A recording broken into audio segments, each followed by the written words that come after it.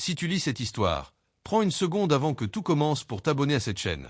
Cela ne te coûte rien, mais pour moi, c'est une preuve immense que tu veux continuer à entendre des récits qui bouleversent, inspirent et transforment. Alors clique, juste maintenant, avant que le destin de cette femme ne t'emporte. Merci. Elle avançait seule, les mains serrées dans les poches d'un manteau trop fin pour le froid de novembre, ses pas écrasant les feuilles humides et les papiers envolés d'une décharge à moitié officielle, à moitié oubliée. On l'appelait dans le village, la veuve désabusée. Non pas parce qu'elle avait perdu l'amour de sa vie, d'autres l'avaient perdu aussi, mais parce que chez elle, la douleur avait cessé d'être une brûlure pour devenir une sorte de vide permanent, un silence intérieur qui ne criait même plus. Elle s'appelait Marianne, 52 ans, et depuis la mort d'Armand, rien n'avait véritablement retrouvé de sens. Plus de rire dans la maison. Plus de musique. Plus de café partagé au petit matin. Juste ce poids sourd, cette impression que chaque jour était un acte mécanique d'un théâtre sans public.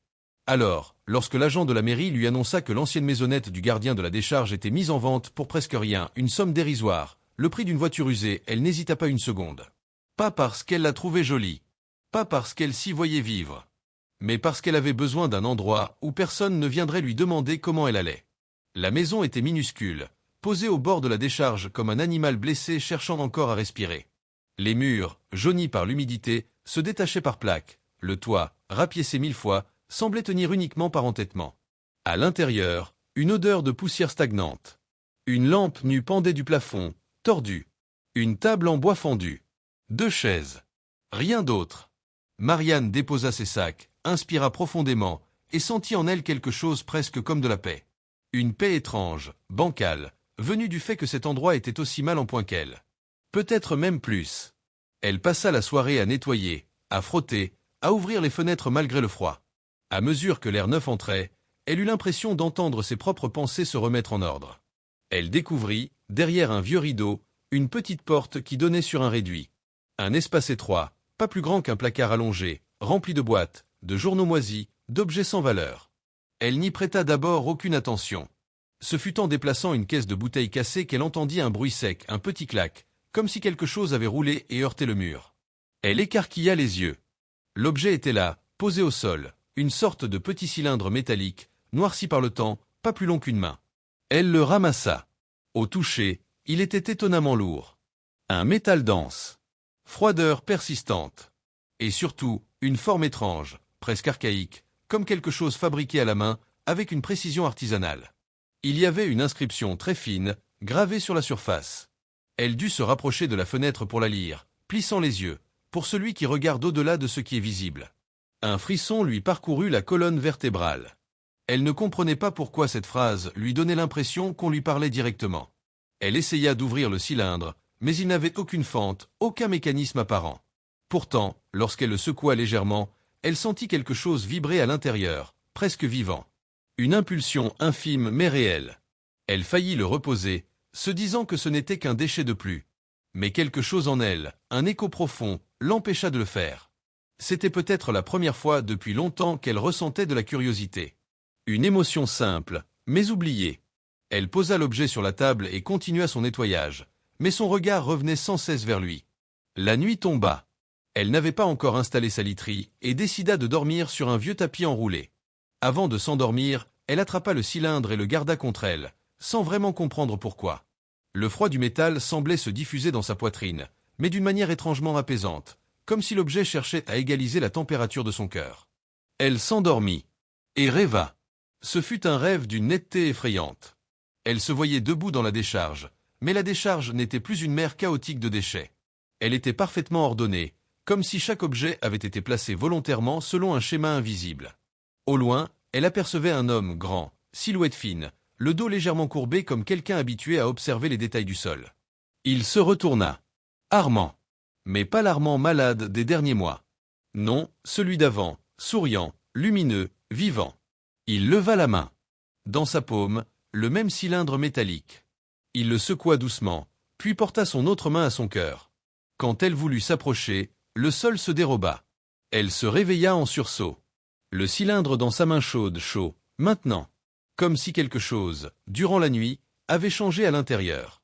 Elle sentit une vibration, presque imperceptible, mais régulière, rythmique. Comme un battement. Comme un cœur. Elle eut un mouvement de recul, faillit le lâcher, mais la sensation cessa aussitôt.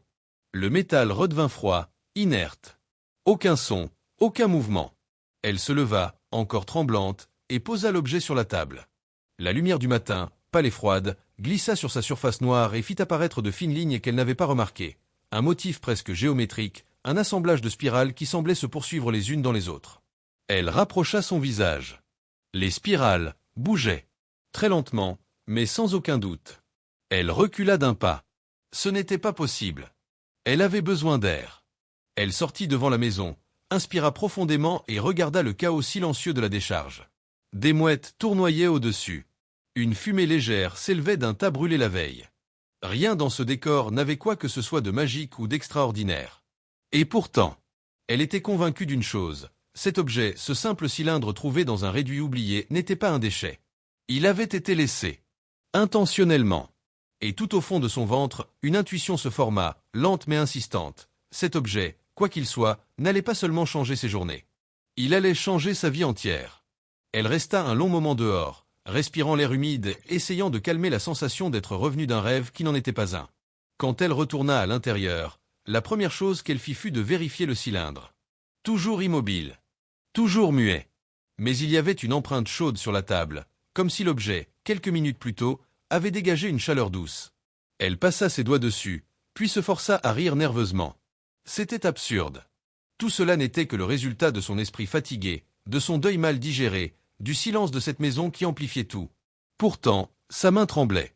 Elle se prépara un thé, la première boisson chaude qu'elle avait pris le temps de se faire depuis son arrivée. Elle but en silence, chaque gorgée l'aidant à remettre de l'ordre dans ses pensées. Puis, comme poussée par un instinct étrange, elle décida de retourner dans le réduit où elle avait trouvé l'objet. Elle y entra, une lampe torche à la main, et observa les boîtes, les journaux, les restes d'outils. Quelqu'un avait vécu ici. Quelqu'un qui avait laissé ce cylindre volontairement. Elle feuilleta un journal à moitié pourri, datant d'une quinzaine d'années. On y parlait d'un certain Gérard Manel, ancien gardien du site, disparu sans laisser de traces après sa retraite anticipée. Les villageois l'avaient décrit comme un homme étrange, toujours en train de ramasser des choses que personne d'autre ne voyait. Marianne continua de lire, mais le papier se délitait dans ses mains. Elle trouva d'autres coupures de journaux relatant sa disparition. Aucune piste. Aucun corps. Juste un homme effacé du monde, comme si le sol l'avait avalé. Elle reposa les papiers, le cœur serré. Elle ne savait pas pourquoi cela la touchait autant. Peut-être parce qu'elle comprenait ce que c'était que de se sentir effacée. Alors qu'elle s'apprêtait à sortir du réduit, elle sentit à nouveau très faiblement une vibration. Une pulsation. Elle tourna brusquement la tête vers la table dans la pièce principale. Le cylindre. Elle s'en approcha à pas lents, comme si elle marchait vers quelque chose de vivant. Lorsqu'elle posa sa main dessus, la pulsation s'arrêta. Mais sous sa paume, la surface se mit à chauffer, très légèrement, puis devint tiède, puis presque chaude. Et les spirales gravées semblèrent se déplier, comme si elles répondaient à sa présence. Elle retira la main d'un coup, haletante. « Qu'est-ce que tu es » murmura-t-elle, plus pour elle-même que pour l'objet. La journée passa sans qu'elle ose le toucher à nouveau. Elle s'occupa du minimum, balayer le sol, réparer la fenêtre cassée, trier ses affaires. Mais l'objet restait dans son champ de vision, immobile et pourtant vibrant d'un potentiel qui la troublait profondément. À plusieurs reprises, elle crut entendre un très léger bourdonnement, comme une fréquence inaudible pour une oreille normale, mais perceptible pour une âme qui guettait quelque chose. À la tombée du soir, elle alluma enfin la lampe tordue du plafond. L'ampoule diffusait une lumière jaune tremblante. Les ombres dansaient sur les murs. Elle s'assit à la table, face au cylindre. Et très lentement, du bout du doigt, elle le poussa vers elle. Rien. Elle inspira profondément, le prit entre ses mains et le plaça devant son regard. Les spirales, immobiles. Le métal, froid. On aurait dit un simple objet d'art brut, sans aucune utilité. Ce fut alors qu'un déclic sonore se fit entendre. Infime. Comme un souffle mécanique. Elle sursauta. Une fente invisible se dessina sur le cylindre, puis s'ouvrit en silence, révélant un papier roulé à l'intérieur. Marianne sentit son cœur cogner contre sa poitrine. Ses mains tremblaient quand elle retira délicatement le papier. Il était jauni, mais encore lisible. Les mots, écrits à l'encre noire, d'une écriture fine et penchée, disaient « Si tu trouves ceci, c'est que tu as perdu quelque chose que le monde ne te rendra plus jamais. Mais ce cylindre ne te rendra rien. Il te montrera seulement ce que tu n'as pas su voir. J'aime. » Elle relut la note plusieurs fois. J'aime. Gérard Manel. Le gardien disparu. Marianne sentit une vague d'émotion monter en elle, mélange de peur, de gêne, de douleur. Ces mots semblaient avoir été écrits pour elle. Comme si cet homme, des années avant sa disparition, avait pressenti son arrivée, sa solitude, sa perte. Elle comprit une chose essentielle. Cet objet n'était pas un piège.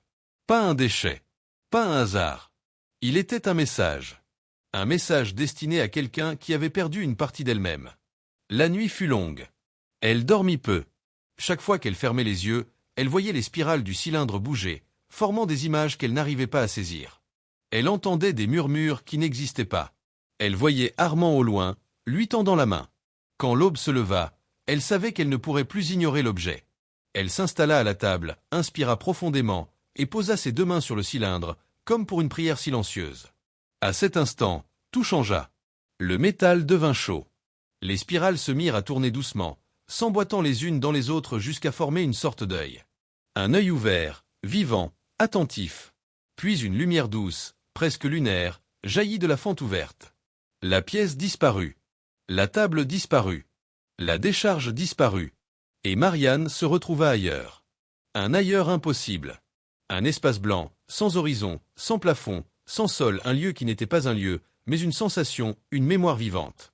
Dans cet espace, une silhouette apparut. Un homme. Grand. Courbé. Les mains derrière le dos. Gérard Manel.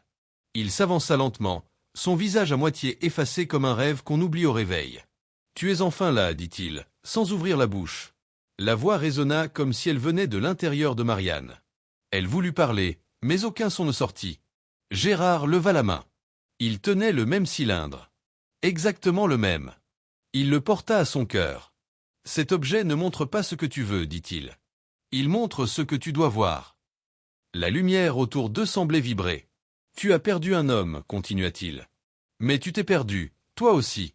Et tu ne sais pas encore laquelle de ces 2 pertes est la plus lourde. » Marianne sentit une brûlure dans sa poitrine, comme une vérité brutale qu'elle ne voulait pas affronter. « Armand vit dans ta mémoire, murmura Gérard. Mais toi, où es-tu » Une larme coula sur sa joue. Gérard recula, lentement, jusqu'à disparaître dans la lumière. Le sol revint. Les murs. La maison. Marianne était de retour. Le cylindre reposait devant elle, immobile, froid. Elle mit plusieurs minutes à reprendre son souffle. Puis quelque chose se brisa en elle. Pas une cassure douloureuse. Non. Une fissure par où enfin l'air pouvait entrer. Pour la première fois depuis la mort d'Armand, elle sentit la vie revenir, fragile, tremblante, mais réelle. Elle serra le cylindre contre sa poitrine. Et chuchota. « Montre-moi » Lorsqu'elle rouvrit les yeux, la lumière du matin filtrait à peine à travers les rideaux déchirés de la maisonnette, mais Marianne avait l'impression d'avoir vécu plusieurs jours dans cet instant suspendu. Elle tenait encore le cylindre contre elle, mais il ne vibrait plus. Il n'émettait plus la moindre chaleur. On aurait dit qu'il dormait. Ou qu'il attendait. Elle se leva difficilement, comme si son corps avait traversé quelque chose de trop vaste pour lui. Son esprit bourdonnait de fragments, l'espace blanc, la silhouette de Gérard, sa voix qui résonnait en elle, les spirales qui s'étaient ouvertes comme un œil ancien. Elle se demanda si elle était en train de perdre la raison. Peut-être que tout cela n'était qu'un délire, un mirage né de la solitude. Mais non. Elle regarda ses mains. Elle tremblait encore. Elle regarda la table. Une fine empreinte lumineuse, presque imperceptible, s'y effaçait lentement, comme si un objet chaud avait été posé là pendant longtemps. Elle toucha l'empreinte. Elle était tiède. Elle inspira profondément. Elle avait besoin de comprendre. Pas seulement ce qu'était cet objet, mais pourquoi c'était elle qui l'avait trouvé. Elle passa la matinée à fouiller chaque recoin de la maison, à la recherche d'indices laissés par Gérard. Dans un vieux tiroir, elle découvrit un carnet aux pages gondolées. L'écriture était la même que sur le papier trouvé dans le cylindre, fine, précise, presque élégante.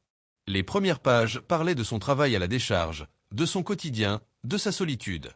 Puis, plus loin, le ton changeait. Les phrases se faisaient plus agitées. Les mots plus étranges. Il écrivait. « Je suis certain qu'il y a quelque chose ici. Pas dans les déchets, mais en dessous. Comme une résonance. Comme si certains objets portaient encore la mémoire de ceux qui les ont jetés. Puis, plus tard, j'ai trouvé un métal que je n'avais jamais vu. Pas une pierre. Pas un acier. Quelque chose de plus dense, de plus ancien. Je l'ai façonné. Ou plutôt, Il s'est façonné pour moi. Et encore. Si quelqu'un lit ceci, c'est que l'objet m'a choisi. Ou qu'il t'a choisi, toi. Si tu l'as trouvé, alors tu as perdu quelqu'un. Et la perte t'a ouvert les yeux. Marianne ferma le carnet, le cœur battant à toute vitesse. Elle se laissa glisser contre le mur et resta assise plusieurs minutes, les yeux fixés sur un point invisible.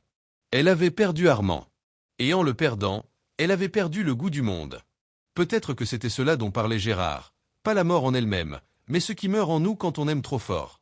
Elle releva la tête et regarda le cylindre posé sur la table. « Pourquoi moi » murmura-t-elle. Le cylindre ne répondit pas. Il resta froid, silencieux. Mais Marianne savait qu'il n'était pas inerte. Elle le sentait dans son ventre, dans ce point profond où se logent les intuitions les plus anciennes. Cet objet n'était pas une machine, pas un artefact. C'était une passerelle, une porte vers une vérité qu'elle n'avait jamais voulu voir. La nuit suivante, elle décida de rester éveillée face au cylindre. Elle s'assit droit, les mains posées sur ses genoux, et attendit. L'air de la petite maison se refroidit peu à peu. Le silence devint presque solide. Les heures passèrent. Rien. Puis, à 3 heures du matin, exactement, elle sentit la vibration. Une seule. Brève. Elle ouvrit les yeux d'un coup. Le cylindre brillait d'une faible lumière intérieure. Pas blanche. Pas jaune. Une lumière argentée, comme un reflet de lune sur l'eau. Les spirales se mirent à tourner. Lentement. Très lentement. « Je suis là » dit Marianne d'une voix tremblante. L'objet vibra une deuxième fois, plus longtemps. Puis un murmure remplit la pièce. Un murmure qui n'était pas un son mais une pensée. Une pensée qui n'était pas la sienne. « Tu veux voir ?» Elle hocha la tête. La lumière s'intensifia. Les spirales s'ouvrirent vers l'extérieur, comme les pétales d'une fleur métallique. À l'intérieur, il n'y avait pas de mécanisme. Pas de pierre. Pas de lumière. Rien qu'un vide profond, tournant sur lui-même. Un vide vivant. Marianne sentit son cœur se serrer. Elle savait ce qui allait arriver. Ou plutôt, elle craignait de le savoir. Le cylindre n'était pas un message. Pas seulement. C'était un miroir. Un miroir qui ne montrait pas le passé, ni le futur, mais ce qu'on refusait de voir dans sa propre existence. Elle pencha son visage au-dessus du vide. Elle vit d'abord des ombres, des silhouettes, des fragments de souvenirs, des moments heureux avec Armand, leur promenade en été, leur petit déjeuner tardif, leur dispute vite oubliée. Elle sentit une chaleur monter en elle, douce, presque nostalgique. Mais la vision changea. Les images se tordirent. Les souvenirs se fissurèrent. Elle vit Armand malade, affaibli, la regardant avec un mélange de douleur et de résignation. Elle vit ses propres mains trembler lorsqu'elle refusait d'accepter qu'il ne guérissait pas. Elle se vit fuir le regard de l'homme qu'elle aimait pour ne pas affronter sa fin. Puis elle se vit après sa mort. Vide. Éteinte. Spectrale. Le cylindre ne lui montrait pas ce qu'elle avait perdu. Il lui montrait ce qu'elle portait encore. Sa culpabilité. Sa peur. Sa haine silencieuse contre elle-même. Elle recula brusquement, haletante, mais les spirales du cylindre se refermèrent d'un coup sec, comme si l'objet avait terminé. Marianne se mit à pleurer. Pas des larmes légères. Pas une douleur calme. Non. Un sanglot brutal, animal, qui secoua tout son corps. Elle pleura des années entières. Elle pleura tout ce qu'elle avait retenu. Tout ce qu'elle avait refoulé. Tout ce qu'elle n'avait jamais osé affronter. Elle pleura jusqu'à s'effondrer sur le sol. Au petit matin, elle se réveilla, encore couchée par terre, les yeux gonflés. Mais quelque chose avait changé. Elle respirait. Elle respirait vraiment. Pour la première fois depuis la mort d'Armand, elle sentait son corps vivre. Son cœur battre. Ses poumons s'ouvrir. Son esprit, enfin, se décharger de l'obscurité qui l'enserrait. Elle se leva lentement, s'approcha du cylindre, et posa ses doigts dessus. Il était tiède. Comme un être vivant. Comme un compagnon. « Merci » murmura-t-elle. Et l'objet vibra doucement, comme s'il répondait. La journée qui suivit fut étrangement douce. Marianne, encore bouleversée par les visions de la nuit, se sentait légère, presque flottante. Elle passa un long moment dehors, marchant sur les terrains humides entourant la maison.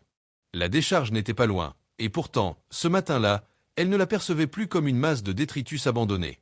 Les montagnes de métal rouillé, les carcasses de voitures, les piles de bois moisis, tout semblait différent. Comme si chaque objet, même un objet perdu, avait un résidu de vie. Une trace. Elle repensa aux mots du carnet de Gérard. Certains objets portent encore la mémoire de ceux qui les ont jetés. Était-ce cela que le cylindre lui avait montré? La mémoire d'Armand? Ou celle de sa propre douleur? Ou quelque chose de plus ancien encore? Elle retourna à l'intérieur, cherchant une réponse dans le silence. Le cylindre reposait sur la table, parfaitement immobile, comme un animal endormi. Elle hésita avant de s'en approcher, puis tendit la main et le prit doucement. Il était froid cette fois, mais elle sentait, sous le métal, une sorte de présence latente. Elle décida d'ouvrir à nouveau le carnet de Gérard. Les pages plus anciennes contenaient des schémas, des spirales, des cercles, des symboles étranges, parfois accompagnés de notatives. La matière réagit à l'émotion. La forme se change selon l'esprit qui la touche. L'objet voit. Ce n'est pas de la technologie. Ce n'est pas humain. Marianne sentit un frisson lui parcourir l'échine. Ce cylindre, venait-il réellement d'un matériau trouvé dans la décharge? Ou Gérard avait-il découvert quelque chose qui avait été jeté là par accident? Ou volontairement?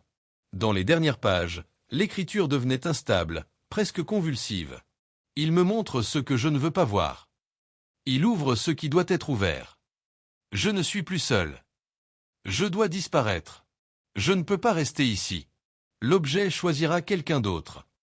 Puis, la toute dernière page, complètement déchirée, ne contenait qu'un mot, écrit avec une pression tellement forte que le papier en était troué. Pardon. Marianne ferma le carnet brusquement. Son cœur battait trop vite. Elle posa le cylindre sur ses genoux, sentit sa forme solide, rassurante. Mais elle savait maintenant que l'objet n'était pas seulement un miroir de l'âme. Il avait une intention, peut-être une mission, et elle faisait désormais partie de ce chemin, qu'elle le veuille ou non. Ce soir-là, elle alluma un feu dans l'antique poêle en fonte.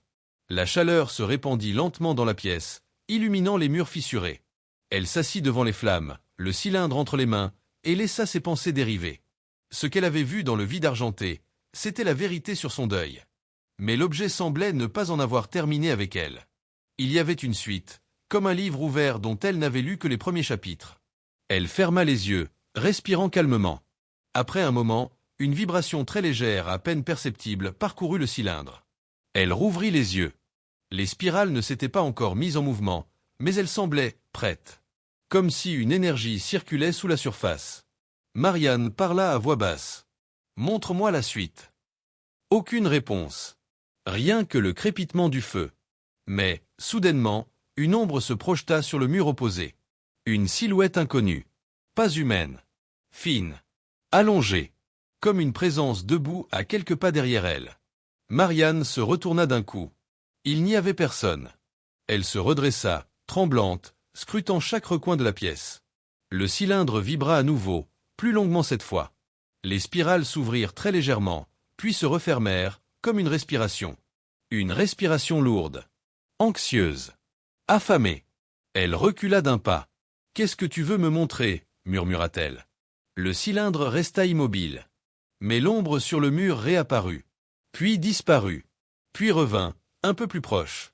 Cette fois-ci, Marianne sentit une pression dans l'air. Quelque chose approchait. Quelque chose qu'elle n'arrivait pas à voir avec ses yeux, mais qu'elle sentait au plus profond de son corps. Elle recula encore, jusqu'à heurter la table. Son souffle devint court. Le cylindre vibra une troisième fois, un grondement grave, presque organique. Et alors, d'un coup, l'ombre grandit, gonfla, se déforma. Un visage émergea. Un visage qu'elle connaissait. Armand. Marianne porta ses mains à sa bouche, le cœur sur le point d'éclater. L'ombre n'était pas une illusion.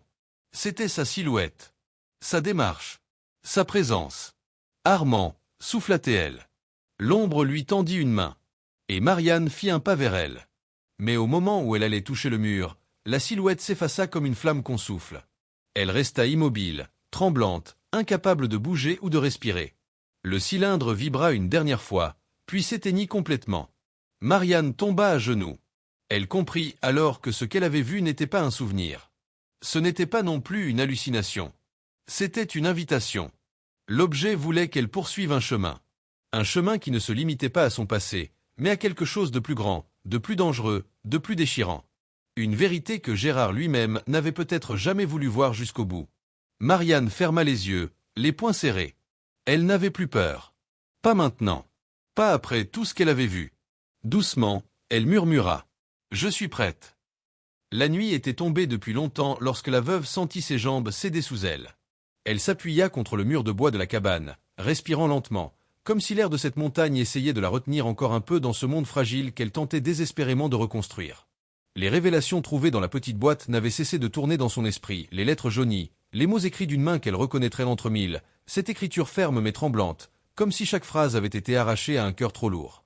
Elle relut mentalement les dernières lignes qu'elle avait découvertes. Si un jour tu lis ceci, c'est que j'ai échoué à revenir vers toi. Mais sache que je n'ai jamais cessé de t'aimer. Et tout ce que j'ai fait, je l'ai fait pour vous sauver, toi et notre fils. Ces mots lui transpercèrent la poitrine comme un poignard. Son mari n'était pas seulement mort dans un accident, comme on le lui avait répété. Non, il avait été piégé, entraîné dans quelque chose de plus sombre, quelque chose dont il avait tenté de la protéger. La veuve sentit le vent se lever, glissant entre les planches de la vieille cabane comme un murmure venant d'un autre temps. Elle se redressa lentement, ses doigts encore engourdis par la peur et la surprise. Elle n'avait pas encore tout lu. Au fond de la boîte, sous les lettres soigneusement pliées, il y avait un carnet plus épais, relié d'un cuir qui avait pris l'humidité. Elle l'ouvrit avec précaution, comme si elle craignait que les pages ne se désagrègent sous son toucher. La première page portait seulement une date, inscrite en coin, et un mot, commencer.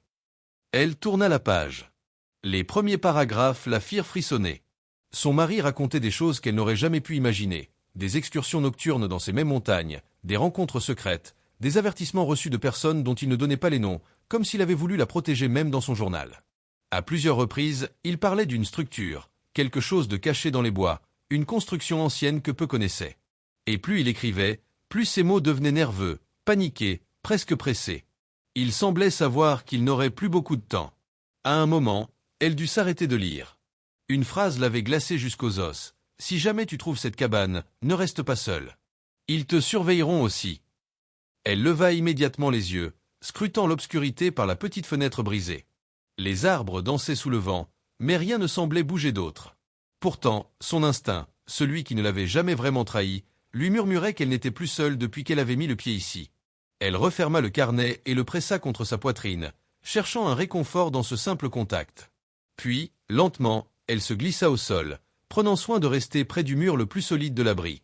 La lumière de la lune se dessinait par les interstices du toit effondré, traçant sur elle des lignes argentées qui ressemblaient à des cicatrices célestes. Ses pensées se perdirent dans les souvenirs, les rires passés, les soirées d'hiver avec son mari près du feu, les projets qu'ils avaient imaginés avant que tout ne s'écroule. Et maintenant, tout ce qui lui restait, c'était une cabane rongée par le temps, un carnet plein de secrets et une vérité qu'elle n'était peut-être pas prête à affronter. Soudain, un craquement retentit dehors. Un pas. Puis un deuxième.